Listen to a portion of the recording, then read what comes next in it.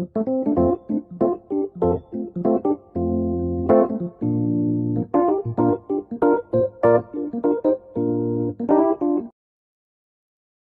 everyone, this is Ramalinga Prasad Kuppa. Welcome to my channel Pharma World. Today's topic is understanding of system suitability parameters in chromatography. Chromatography has a complex system to check the suitability for analysis. It is like checking the critical system parameters suitability for continuing any job. Let us discuss the basic concepts of several parameters that are required to be checked for suitability to get successful and repeatable results on chromatographic analysis. Let us see the basic requirements. USP chapter 621 has several parameters that are integral part of chromatography, which are used to verify that the chromatographic system is adequate for the intended analysis. Most important guide for understanding of chromatography technique is this USP chapter 621. Checking the system suitability is a must before moving further on analysis. Each analytical method of chromatography prescribes certain parameters to be within the acceptance criteria for compliance. There are several definitions in the chapter which are essential to understand the concepts of chromatographic system. You can have definitions for all such parameters in the chapter. Among them, few parameters are essential to establish the suitability of the system to perform the analysis with reliability. So, among many to understand, concepts for these aspects listed below should be understood well. They are resolution factor, tailing factor, signal to noise ratio, theoretical plates. These are basic important parameters to understand thoroughly. Resolution is the clear separation of two components in a mixture. Let us see the concept of resolution factor. By simple understanding of the word, it is separation of two components of the substance injected into the column. Software of the chromatographic system would calculate automatically with the help of the built-in mathematical calculations using the formula provided in USP 621. You have the formula for determining the resolution factor, but don't reinvent the wheel. Your software itself calculates and gives you the result, but try to understand how it is calculated. By looking at the chromatogram with the naked eye, also it can be established whether the peaks are separated and the necessary resolution factor is achieved. If the peaks are well separated base to base separations, it can be visualized easily. The calculated resolution factor should tally with real separation of the components.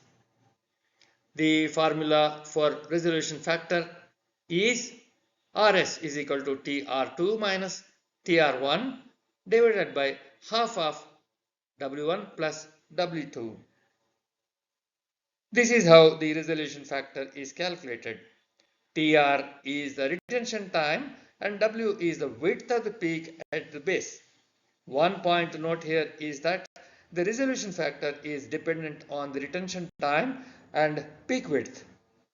More the difference between two components, smaller the width of the peaks, better the resolution. If the peaks are perfectly symmetric and the valley between the peaks just touches the baseline, resolution factor of 1.5 may be adequate. But getting totally symmetric peaks is unlikely. So this factor is only for an ideal situation. But every peak shows some degree of tailing. So to allow for a small amount of tailing and still retain a bit of flat baseline between the peaks, resolution factor of not less than 2 generally is desired. You know that the peak shape will have slightly upward tail at the beginning and at the end of the peak also at descending end. You don't get a perfect triangle shaped peak anytime. In such cases, the recommended resolution factor is 2. Let us understand the sanctity of this figure too. Chromatographic peaks fit into the behavior of Gaussian curves. In a peak with Gaussian distribution, the peak width is W, that is equal to 4 sigma, that is plus or minus 2 sigma. This is important point to understand. The chromatographic peaks will have characteristics of Gaussian curve. In such cases, the width of the Gaussian curve will be equal to 4 sigma. Sigma represents the standard deviation. Mean plus 2 sigma and mean minus 2 sigma is called as 4 sigma. Gaussian curve encompasses 95.4% in 4 sigma. So there is a 4.6% overlap for both the peaks. That is 4.6 divided by 2. That will be 2.3% for each peak.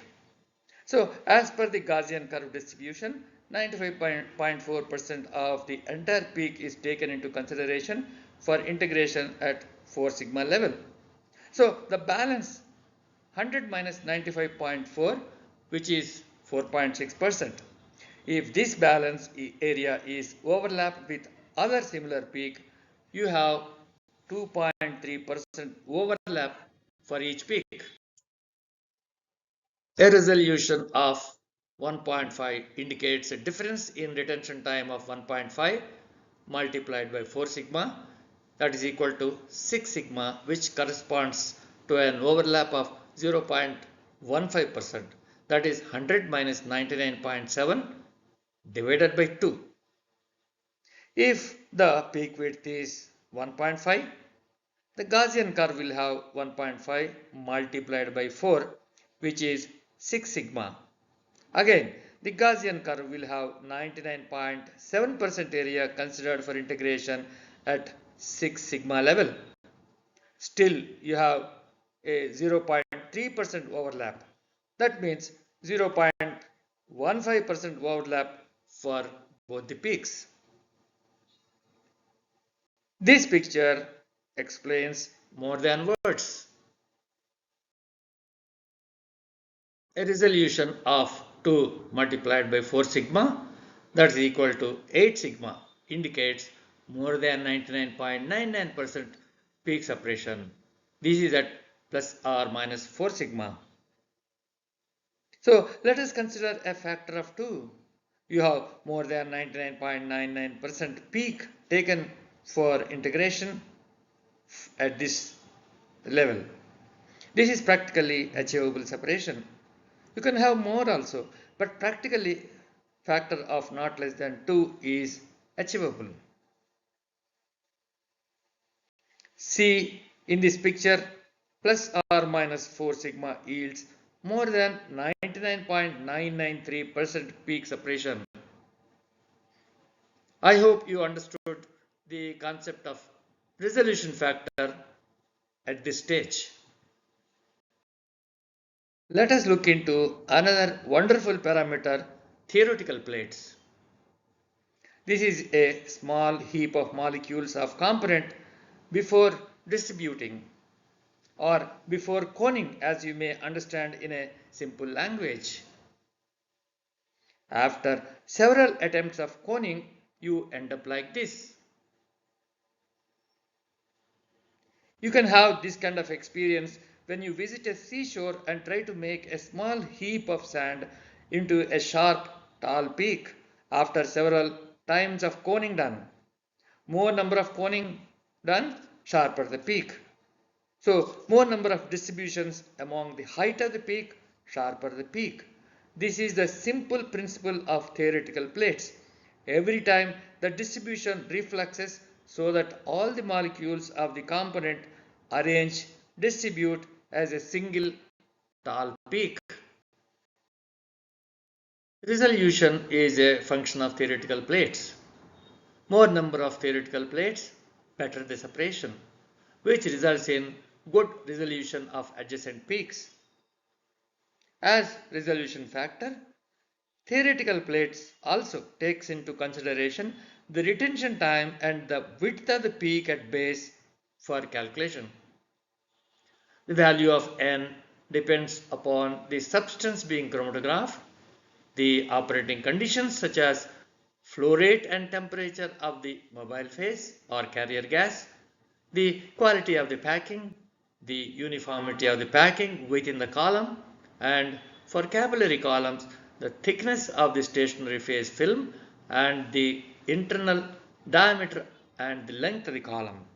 So theoretical plates is not a constant figure and same for all.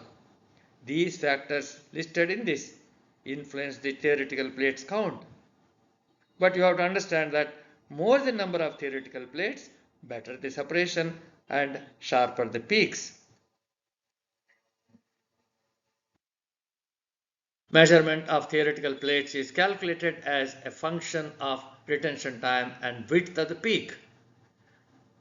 That is, n is equal to 16 multiplied by Tr by W whole square, where Tr is the retention time of the peak and W is the width of the peak at the base. This is the calculation. Here also you don't worry about the calculation. Your software calculates as per the formula and gives out the results. I hope you understood the simple concept of the theoretical plates by now. Let us see another important factor, tailing factor. Symmetry factor is another name for tailing factor. What do you understand by the word symmetry? It is uniformly symmetrically distributed on either side of the peak. That means if the peak is cut vertically exactly halfway through the apex, you should get same superimposable parts on either side. The left hand side and the right hand side is same. In many cases, it is unlikely. Tailing factor is calculated as A is equal to W 0.05 divided by 2F, where F 0.05 is width of the base at 0.05% of the peak height from the baseline, and F is the distance from the peak maximum to the leading edge of the peak. The distance being measured at a point 5% of the peak height from the baseline. This is the calculation. Width at 0.05% of the peak height divided by the twice the value of F. I will explain the sanctity of this equation in the next slide. For tailing peaks, the tailing factor will be more than 1, whereas for fronting peaks it is less than 1. This point also can be understood well in the next slide. Let us see this example of tailing peak. As per the formula in this case, 2F is smaller value than the value of W 0.05. So when the numerator value W 0.05 is more and the denominator value 2F is less, the fraction will be more than 1. This is simple mathematics. So you have to understand that if the value of tailing factor is more than 1, it is considered as a tailing peak. Let us see the example of a fronting peak. In this case, 2 times AB is more than AC. That means the numerator is less and the denominator is more. So obviously you get a value less than 1. So when the tailing factor is less than 1, this is called a fronting peak. Let us see what is a signal to noise ratio. One of the most important parameter is the nature of baseline produced by the detector when only the mobile phase is flowing through the detector. Let us understand what noise is and what signal is. When the baseline is viewed under high sensitivity, you see a zigzag pattern of baseline. It looks like uneven tooth of a saw machine. Noise is encountered more often and can arise from a variety of different sources. Also, the baseline appears like a bunch of peaks eluding very closely. Then, how do you differentiate the noise with signal, which comes from a peak? Basically, the signal should be more than the noise. The smallest detectable signal is usually estimated as equivalent to 3 times the height of the average baseline noise. This would give the detector a signal to noise ratio of 3:1 for limit of detection, that is LOD or DL. This thumb rule should be remembered. The signal should be at least 3 times than the noise. This measurement is required to identify the smallest amount of the component that can be detected. This is called detection limit. The understanding of limit of detection or detection limit is that the component at this level can be detected but cannot be quantified, meeting precision and accuracy parameters of analytical method validation. For quantitative analysis, a signal to noise ratio of 10:1 is recommended for the limit of quantitation, that is LOQ or QL. If the ratio is 10:1, it can be quantified. Quantified means the test stands for precision and accuracy parameters of the analytical method. Alternatively, 3 times LOD is considered as LOQ. This can be understood well in the picture in the next slide. Typical noise and signal may look like this. This is the range of baseline. This is 3 times the noise. So this is the baseline.